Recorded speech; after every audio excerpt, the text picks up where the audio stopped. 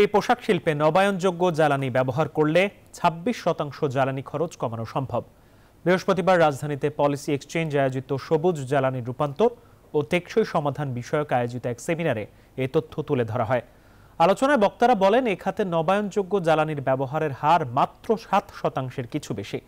বর্জ্য থেকে নবায়নযোগ্য জ্বালানিতে যাওয়ার তাগিদ দেন আলোচকরা।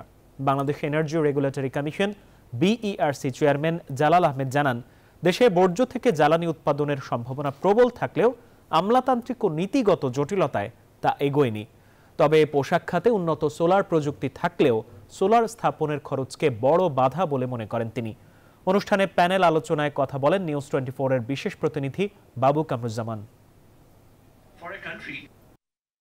We will have extensive rooftop solar in the industries, then the solar panel disposal will be also an issue in waste management, so that will come forward. Regarding the renewable energy,